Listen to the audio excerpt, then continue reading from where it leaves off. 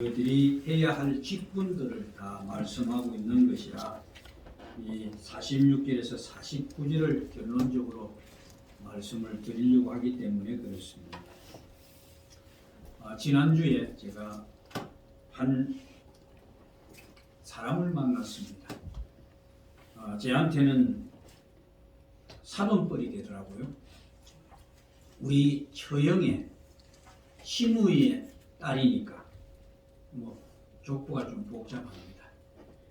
예수를 믿지 않는 그 딸이었는데 어떻게 해서 친구 따라서 기도원에 가서 기도원에 그 원장이 안수기도 해주는데 성령이 임재를 하셔서 목에 디스크와 허리에 디스크 그걸 낫지 않아가지고 치료비를 많이 드리고 돈 쓸 수 있는 그런 형편이 안 된 그런 안타까움 때문에 친구가 가서 하나님이 살아계심을 봐라 해가지고 거의 꼬디게 가면서 끌려갔다가 성령의 은혜를 체험한 것 같습니다.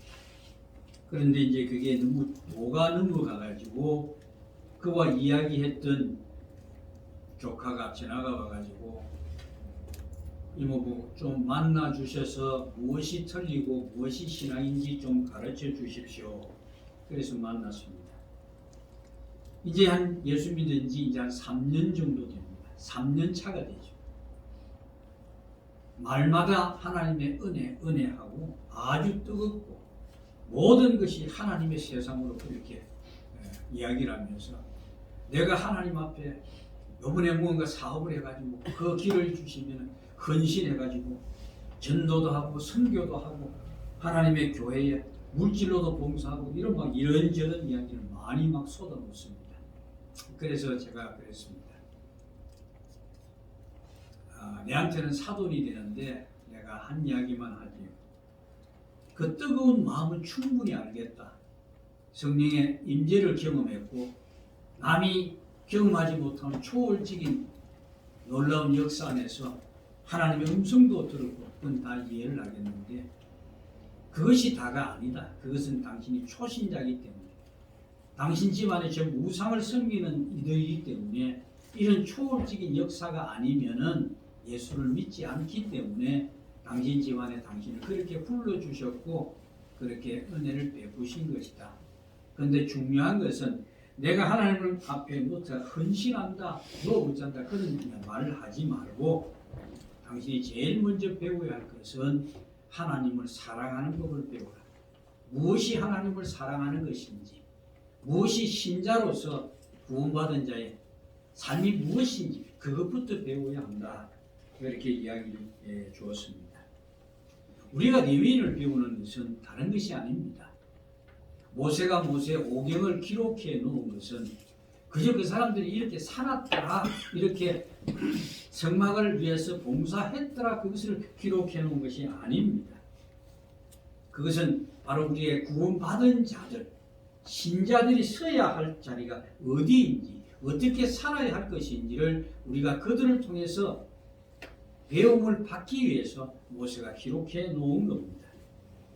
그래서 레위인은 12지파 중에 대표적으로 하나님의 장자로 선택을 받았다라고 말씀을 드렸습니다. 그렇지만은 이 레위인만이 하나님께서 특별한 자로 불러주신 것이 아니고 그들을 본을 삼아서 너희가 레위인이 하는 것을 통해서 너희가 하나님을 섬기는 법을 배우고 어떻게 살 것인지를 배워야 한다라고 그렇게 세워놓은 겁니다. 그러니까 신자 모두가 레위인의 자리에 서야 할 것입니다. 그게 우리가 기억해야 할 일입니다. 물론 그 자리는 칭찬과 대접받는 것과는 거리가 먼 겁니다. 그런 것을 대접받으려고 목회를 하는 것도 아닙니다. 바로 신자의 자리가 바로 그런 자리입니다. 누구도 알아주지 않는 것.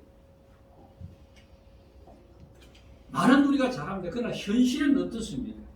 현실은 우리 가운데 신자다운 모습으로 그 삶을 살아가는 자들이 과연 얼마나 될까요? 혹시 내가 그렇게 산다고 한다면 내 삶을 통해서 무언가 다른 사람을 변화시키겠거나 아니면 내가 섬기는 교회가 나로 인해서 교회답게 만들어지기를 소망하면서 그렇게 레위인의 자리에서 살아가는 분들이 얼마나 되겠습니까? 우리가 레위인으로 살아가야 할 이유는 다른 것 없습니다. 한 가지밖에 없습니다. 하나님이 불러주셨기 때문에 그렇습니다. 우리가 레위인으로서 모든 삶을 제대로 살아갈 때 일어나는 결과에 대해서 우리는 아무런 생각을 할 필요가 없습니다. 가령 내가 레위인의 자리에서 정말 예수님의 마음과 그분이 섬김과 희생을 보면서 내가 그렇게 산다고 할 때 내 이웃에 있는 많은 사람들, 많은 교회 안에 있는 식구라 할지라도 내 삶을 통해서 감화를 받아서 교회에 나오게 될 것이라는 그런 기대나 또는 직장에서 불신자가 나 때문에 예수를 믿게 된다거나 그런 결과에 대해서 기대할 필요가 없습니다. 단지 나는 하나님이 나에게 주신 내 자리에서 내 직분을 다하고 살아야 한다는 그 마음이 있어야 되지, 내가 누구를 내 삶을 통해서 감화시키겠다, 그것은 아닙니다.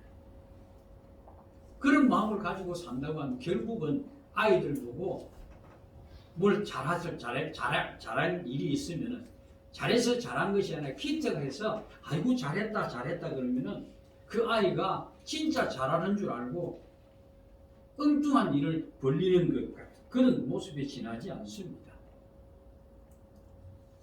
레위인의 자리라고 하는 것은 섬김과 헌신의 자리라고 전문 시간에 말씀을 드렸지요. 그래서 레위인이 회막에서 봉사하는 것은 물론 그들이 맡은 일이지만은 이스라엘 다른 지파들도 함께 해야 할 일을 그들이 대표적으로 지금 하고 있는 겁니다. 대신하는 것이란 말이에요. 이 때문에 이스라엘 레위인을 보면서 저들이 헌신이 나를 위한 것이구나 라는 것을 그들이 알아야 했습니다. 결국 레위인은 이스라엘에게 헌신이 어떤 것인지를 그들에게 보여주고 있는 겁니다. 이것을 우리가 신약 성경으로 바꾸어 보시면은 주님이 십자가에서 보인 희생, 피 흘리심, 다른 말로 섬김과 헌신을 보면서 우리가 뭘 배워야 합니까? 그분이 나를 위해서 자신의 모든 것을 내어주었다는 그 사실을 보고 이제 그분이 떠나간 그 자리에서 우리가 서서 그분이 우리에게 가르쳐 주었던, 삶으로 보여주었던 그 삶을 살아야 할 책임이 있는 겁니다. 서로가 항상 주님의 희생과 섬김이 곧 내가 해야 할 일임을 알고 그 마음으로 살아야 하는 것이 바로 신자요, 레위인이 우리들에게 가르치고 있는 모습인 겁니다.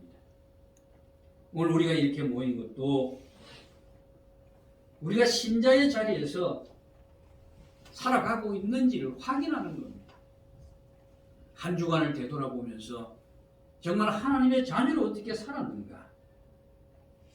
이렇게 신자가 말씀으로 점검을 받지 않으면은 자신이 어떻게 살아가고 있는지, 하나님의 자녀로 내가 무엇을 잘못했는지 그것도 모르고 지나쳐 버릴 겁니다. 그저 자기 열심과 자기 헌신에 미혹되어서. 그래서 큰 대형 교회에서 여러 가지 성경 프로그램이나 섬김과 헌신이나 이런 모든 그 행사들이 열심히 쫓아다니다 보면은 실제 자신의 삶을 놓쳐버립니다. 스스로 속아버립니다.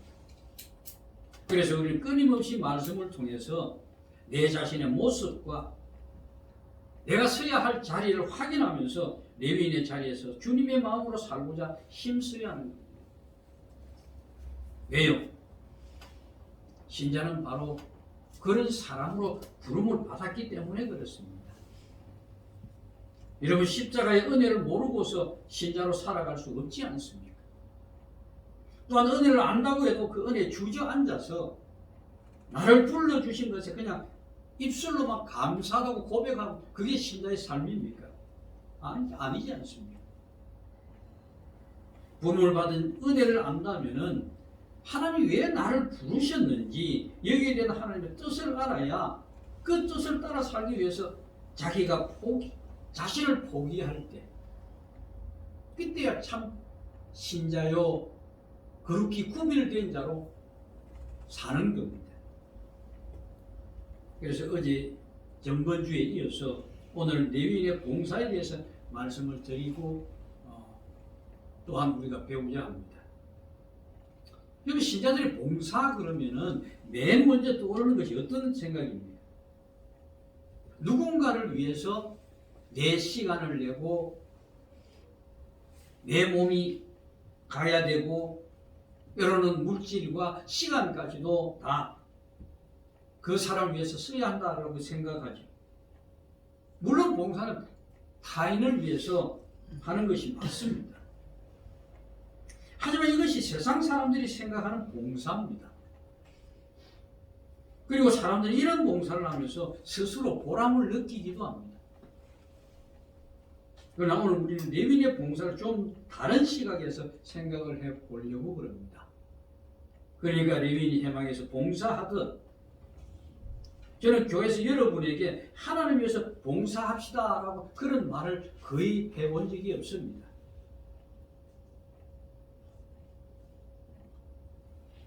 왜 그런가 하면 제가 여러분에게 봉사합시다고 말한다면 여러분 당장에 머릿속에 여러 생각이 떠오를 겁니다. 교회에서 내가 해야 할 일이 무엇인가라는 생각이 먼저 떠오르겠죠. 근데 여러분 바쁘시잖아요. 정말 집에서 노는 분들이 아닌데 시간을 내야 하는데 시간을 내지 못할 때 그 봉사라는 그 요구가 짐이 될 수밖에 없는 겁니다. 또 서로 시간을 내야 한다 할지라도 그 일이 내가 싫어하는 일이 될 때 우리 머릿속에 굉장히 복잡해집니다. 내가 이 일을 해야 해 말아야 해. 다른 사람 눈치가 보이니까 안 할 수는 없고 어떻게 해야 되지? 이런 고민거리가 생기죠. 그러나 우리에게 섬김과 헌신은 짐이 되어서도 안 되고 고민거리가 되어서는 더더욱이나 안 됩니다. 그리스도께서 우리에게 보이신 섬김과 헌신은 그리스도 안에 자유를 누린 신자만이 가지고 있는 특권이라는 것을 우리는 가마득히 모르고 있습니다. 그렇기 때문에 내가 만약 저 일을 안 하면 다른 사람이 나를 어떻게 생각하겠냐라는 나보다는 다른 사람의 눈치가 더 보입니다. 그런 이런저런 생각들로 봉사 자체가 짐이 되고 고민거리가 되어버리면은 결국은 그가 하는 모든 행동들이 어떻게 돌아갑니까? 외식을 향하게 되어 있습니다. 그러므로 신자들이 이미 타인의 시선과 자기 체면에 붙들려 있게 되면은 그리스도 안에서 누리는 자유를 잃어버린 상태가 되어버리기 때문에 그런 상태에서 뭘 해도 다른 사람의 시선을 의식할 수밖에 없는 외식으로 갈 수밖에 없는 겁니다. 바리새인들이 그리 살았지 않습니까? 그래서 오늘 하나님께서 레위인을 회막에서 일하게 하신 사실을 통해서 우리가 봉사할 때 과연 어떤 정신으로 해야 하는지를 살펴보려고 그러는 겁니다. 보통 우리는 봉사한다 그러면 내가 남을 위해서 뭔가 베푸는 것으로만 생각합니다. 그러나 봉사는 비록 그 일이 남을 위해서 하는 것이지만은 신자는 자신의 봉사를 통해서 배워야 하는 것이 있습니다. 그게 뭘까요? 한 가지는 앞서 레위인에 대해서 말씀드렸듯이 이스라엘은 레위인의 헌신을 보면서 자신들이 어떻게 살아야 할지를 배우게 됩니다. 그리고 여러분의 삶은 여러분 자신의 삶이 아니고 다른 사람들에게도 신자가 어떻게 살아야 하는지를 가르쳐주는 겁니다. 그래서 저번 주에 만난 그 자매 사돈자매 너무 안타까운 것은 이제 겨우 믿기 시작한 사람한테 붕 뛰어나와가지고 신자가 어떻게 살아야 한다는 것은 그 뒷전이고 하나님 어떻게 사랑해야 한다는 뒷전이고 자기가 뭔가 열심히 뭘 해서 하나님께 헌신하고 봉사하겠다고 그렇게 막 얼마나 들 때가 있는지 누가 그 삶을 가르쳐주는 사람이 앞에 보이지 않기 때문에 그렇습니다. 우리에게는 단순히 일이 전부가 되면요 레위는 단지 이스라엘에게 섬김과 헌신을 보여주는 것 그것이 그들의 목적이 되어버립니다. 하나님은 그들을 그 목적을 위해서 세우는 것이 아닙니다. 그들은 섬김과 봉사를 통해서 그 자신들이 하나님의 거룩함으로 구별된 자임을 배우게 하는 겁니다. 아니면 그런 목적 같은 그들 그냥 도구로만 서 있을 뿐입니다. 오늘 현대 교회가 봉사를 한다고 하면서 섬김과 헌신을 너무 강조하기 때문에 그것이 목적이 되어버렸습니다.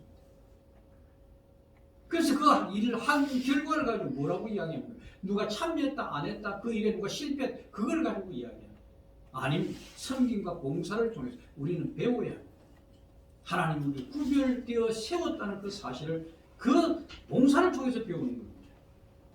그래서 레위인이 하나님의 부름을 입어서 회망의 일을 명령받았다면 그리고 그 일이 이스라엘 대신해서 하는 일이고 이스라엘 그것을 보면서 자신들이 선민으로서 배워야 할 것이 있다고. 그래서 회막에서 일하는 레위인도 자신들에게 섬기고 있지만 애국과는 구별된 거룩함으로 부른 선민이라는 자신 그것을 배워야 했던 겁니다. 그래서 레위인이 하나님의 성막에서 봉사를 하라고 하신 것은 그 봉사가 그들이 복 받는 것이 아니고 그들이 세상과 구별됨을 배우는 거라고. 여러분 신자는 세상과 구별된 자들 아닙니까? 구별되었다는 것은 그냥 나누어 놓았다는 이야기가 아닙니다. 그들이 바라보는 세상과 우리가 바라보는 세상이 다릅니다. 그들은 육신의 생존의 문제에 매여서 살아가는 자들이고 우리는 거룩한 하나님의 나라를 소망하며 가는 자들입니다. 오늘 이스라엘 백성들 가나안을 향하여 가는 도중에 지금 이 성막을 짓고 그것을 섬기는 것을 지금 배우고 있는 겁니다. 왜요? 가나안에서 그들은 하나님을 섬기는 자로 살아야 하기 때문에 그렇습니다. 마찬가지로 교회에서 신자가 배우는 것은 그 봉사를 통해서 남에게 내가 베풀었다. 신자로서 할 일이 그 이야기가 아닙니다. 어디로 가야 하냐면은 하나님이 나를 구별해 주신 은혜가 그 봉사를 통해서 드러나야 합니다. 이걸 모르면 자꾸 자랑으로 갑니다. 내가 뭘 했다?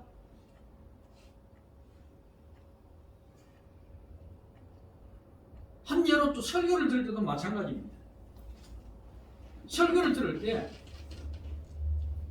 성도들이 버려야 할 것은 자신이 잘 아는 내용을 대하게 될 때 다 아는 얘기를 왜 또 하는가 이런 생각을 가지면 여러분 진짜 아무것도 배우지 못하고 돌아갑니다. 이 말씀들 제 친구들이 그런 이야기해요. 팻말을 쪼고 팻말을 쪼고 그러더라고요. 물론 팻말을 쪼고 그 이야기는 잔소리밖에 안 되지만 우리가 들은 내용인데 그 들은 내용을 다시 강조하게 될 때 그 속에서 내 삶을 다시 비추어 보아야 하는 겁니다. 설교가 지식을 전달해 주는 것이라면 항상 들어보지 못한 새로운 것을 강단에서 외쳐야 합니다.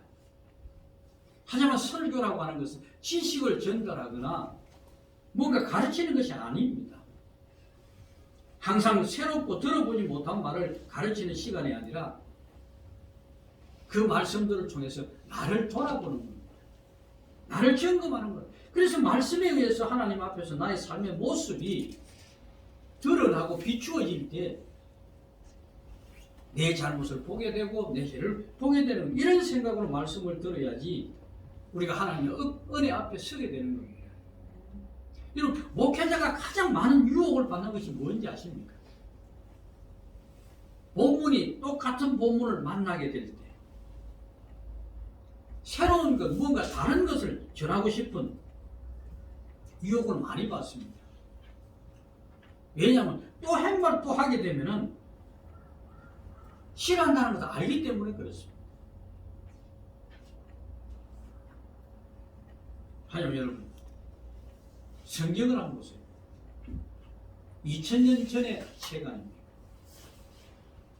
2000년이 지난 지금까지 바뀐 것이 있습니까? 물론 개혁 개정해가지고 뭐 이런 이제 단어나 용어들이 바뀌고 있지만 그 안에 핵심 내용은 하나도 바뀐 것이 없습니다. 그래서 성경 1.1핵도 바뀌지 않은 거예요. 한 예가 성경은 바울 서신이 많이 있지요. 그 서신은 거의 설교입니다. 2000년이 지난 지금까지도 그 바울이 전한 복음의 능력이 우리에게 그대로 역사하고 있지 않습니까? 이런 사실을 외면한 채 사람들이 자꾸 새로운 말을 하고 들어보려고 하고 무언가 새로운 삶을 뭐 어떻게 이런 유혹에 넘어가면 어디로 갑니까? 이단과 사이비에 빠지는 겁니다. 말씀이 새롭다는 것은 말씀이 나를 새롭게 한다는 것이지 그 말씀의 내용이 날마다 새롭게 달라진다는 그런 이야기가 아닙니다. 문제는 저나 여러분이 아는 만큼 살아갑니까? 살아가지 못하지 않습니까? 물론 우리가 성경을 많이 알아야 천국 간다는 것은 아닙니다. 당연히 천국은 믿음으로 가는 나라죠. 근데 이 믿음이란 이 말씀 앞에서 우리가 그렇게 살지 못하는 나를 볼 때마다 그리스도의 희생과 용서를 기하고 있다면 당연히 우리는 부끄러우실 뿐이지. 그게 믿음을 가지고 있는 자들의 반응입니다. 그런데 우리는 다 아는 내용이라고 접어버리겠습니다. 이스라엘 백성들의 신수가 바로 그런 겁니다. 레위인들을 자꾸 바라보면서 저들은 전에 하는 것이니까 그들이 배워야 할 것은 생각하지 않고 저들이 하는 그 일은 저거구나. 그러면 아무 소용이 없는 겁니다. 꼭 우리가 같이 다 아는 말씀인데 말씀을 동떨어지게 살고 있으면서도 그 말씀이 다 안다고 이야기할 수 있습니다. 우리는 안다라고 하면은 그건 우리가 그 말씀을 내 삶에서 경험해 보면서 안다라고 되는 겁니다.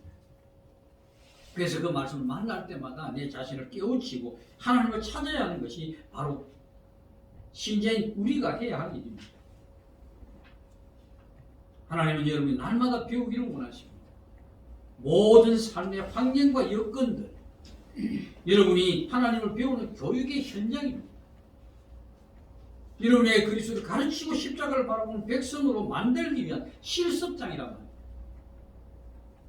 그런데 여러분의 삶에 결코 여러분을 호의호식하기 위한 조건들이 아니라 하나님을 배우기 위한 교육 현장으로 바라보셔야 합니다. 그럼 무슨 일이 있다 해도 염려와 걱정보다는 지금 당하는 그 일을 통해서 내 삶을 하나님이 변화시켜 가시는 간섭의 손길이라는 것을 놓치시면 안 됩니다. 성경을 잘 알고 하나님을 잘 안다고 생각했는데 결국 그렇게 부딪힐 때마다 아니구나. 내 부족함을 느끼게 되고 발견하게 되는 겁니다. 그게 발견되어 우리가 하나님 앞에서 겸손해지는 겁니다. 하나님 앞에 겸손한 자는 사람들 앞에서 겸손해질 수밖에 없습니다. 왜냐하면 내가 그러지 못하기 때문에 그들도 또한 하나님이 불러주신 자이기 때문에 비록 그 사람 모든 사회적으로는 나보다 부족해 보일지라도 하나님 앞에서 내보다 그 삶이 더 경건할 수 있기 때문에 그렇습니다. 이런 간섭들이 하나님이 우리에게 행하시는 일들입니다. 예배도 기도도 전도도 봉사도 헌금도 모든 것이 마찬가지입니다. 내가 그 의무적으로 했다라는 것이 아니고 그것을 통해서 내가 배워야 하는 겁니다. 여러분 모든 것은 여러분이 하나님 앞에서 배우기 위해서 하나님이 주신 제도들입니다. 평소에 아무 일 없이 살 때는 그냥 설교에 그냥 고개를 끄덕이지만 그것이 실제 내 말씀이 내 삶에 부딪혀 올 때 비로소 그때 하나님의 간섭하시는 손길이 느껴지고 은혜가 무엇인지를 깨닫게 되는 겁니다. 그런 사람들이 왜 근심하고 걱정하는지 모르겠다. 저 사람이 하나님을 의지하지 못하기 때문에 저런 것 아니냐. 우리 쉽게 그런 이야기를 합니다. 그러나 막상 자신이 그 일에 당하면 어떻습니까? 자신도 염려와 걱정에 빠지는 거예요. 그걸 보면 어떻게 생각하시겠습니까? 나도 별 볼 일 없구나. 그 사람이나 나나 결국은 똑같구나. 민수기 4장은 전체가 레위인들이 회막의 일을 분담받는 내용입니다. 각 자손들마다 고핫 자손, 게르손 자손, 무라리 자손 이렇게 구분해서 하나님 이들 회막에 사는 일을 각각 분담을 시킵니다. 뭐 이제 우리가 이제 장막을 치는 일이라든지 그 안에 이제 그 언약궤 또는 뭐 여러 가지 기구들 철거하고 설치하는 일들 이런 각 자손들마다 분담을 시키는 것은 효율적으로 일을 처리하기 위해서 그랬을 겁니다. 근데 여러분 우리 교회 안에서 이야기 생각해 보세요. 무슨 일을 할 때 각자 분담을 시킬 때 그 분담을 시키면은 하는 일에 따라 가지고 불평이 나옵니다. 저 사람은 쉬운 일인데 나한테 왜 어려운 일을 주나? 저 사람 무거운 거 하면 나는 왜 가벼운 거? 누구는 귀한 일하고 누구는 천한 일하고 누구는 강계상 닦는 일을 하는데 누구는 저 화장실 청소하는 거.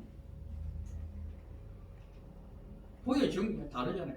화장실 청소하는 천한 일이고 강계상 청소하는 귀한 일입니다. 아마 레위 자손도 각기 다 다른 일 때문에 그런 마음이 들 수 있었을 겁니다.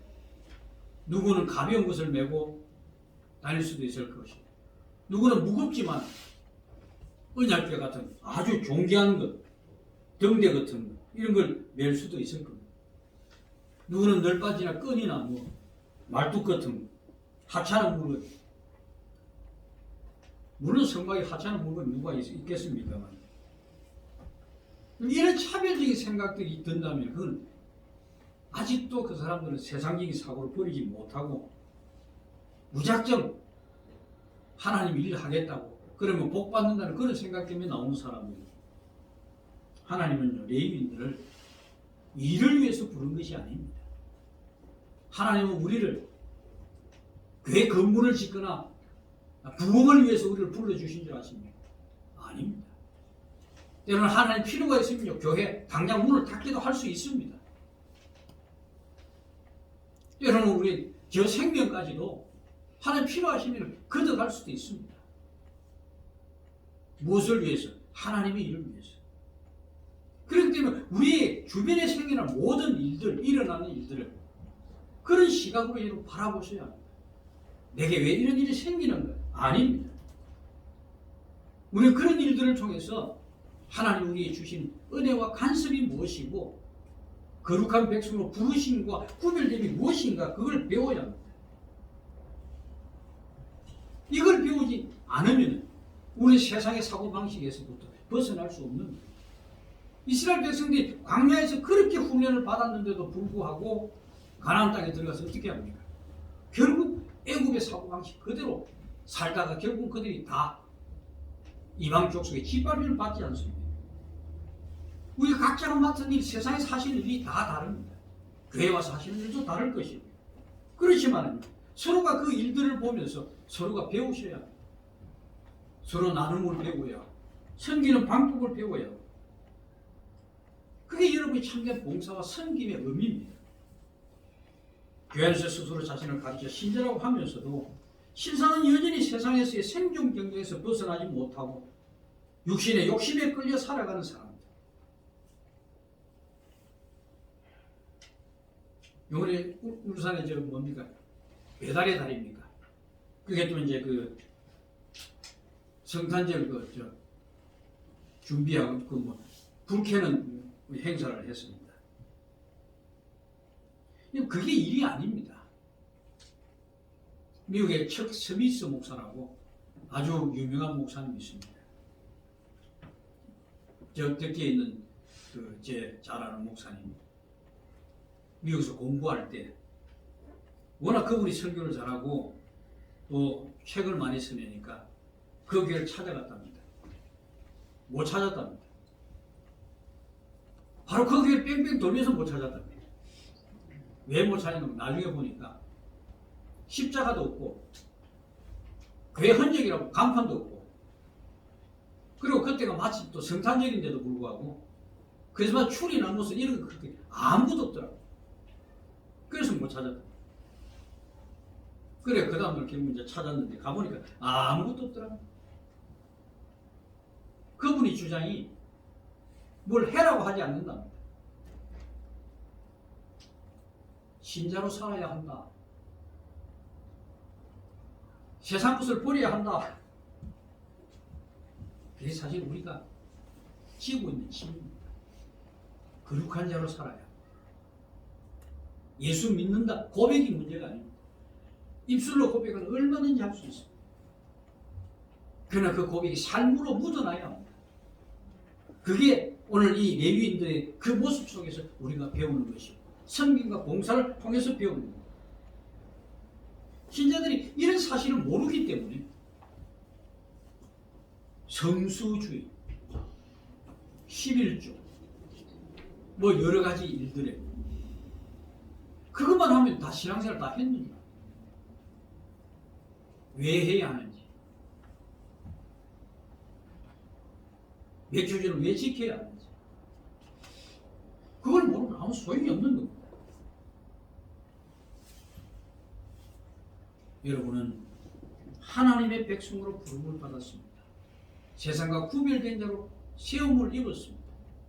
그 여러분을 세우기 위해서 얼마나 그 큰 값을 치른지 아십니까?